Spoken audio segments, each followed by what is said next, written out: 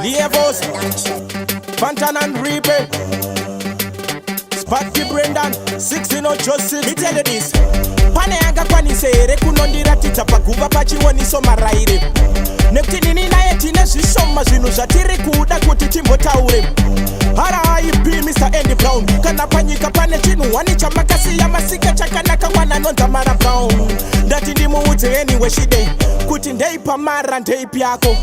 Inini ndonzi sekuru vamako vanondiziya vanondiziva nembiri yemangoma vanotonditi boss kumako. Haiwewewe wakasikwa zvako wakazvarwa zvako. Ndoda upende dzinza rekumba kwedu, ndopenda dzinza rekumba kwenyu, wapenda rekumba kwedu. Pawakauya ghetto for a show handakwanisa kukuona dai ndanga ndine phone number dzako ndakafona ndakanzwa voice rako uchindibvunza kuti ndiyani hello. Anyway, let me get to the point. Uri pabvu yangu pasina kana doubt. Hachada kutenderera roundabout. Pane pandire rudo, that's what I'm talking about. Chinzwa kasheti sweetheart. Ndandiri secret admire sweetheart. Handichada izozo sweetheart. Ndakukuda uwese ube wangu sweetheart. Hameno rudere runoita ndigare ndichikufunga each and every day. Rudere runoita ndiite jealous ndikanzwa Achilles every day. Rudere runoita ndisaite shungu nemamwe mababy every day.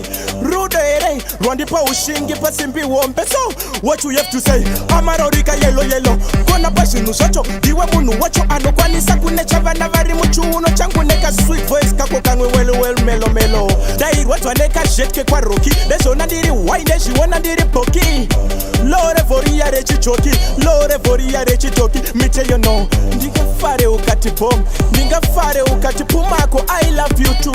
To my sweet words I miss you too. Nchitida kuona uchita I wanna see you too. Ndingafare ukati bomb ndingafare ukati pumako I love you too. To my sweet words I miss you too. Nchitida kuona uchita I wanna see you too. Ndiri paku hasla zvimadola zvimwe zvimadola so ndoda kubvisa lobola ndoda kubvisa lobola so RIP Mr. Andy Brown. Kana panyika pane chinhu hani chamakasiya masika chakanaka mwana nonza Mara Brown. Ndati ndimuudze anyway shide kuti ndeipa mara ndeipi yako.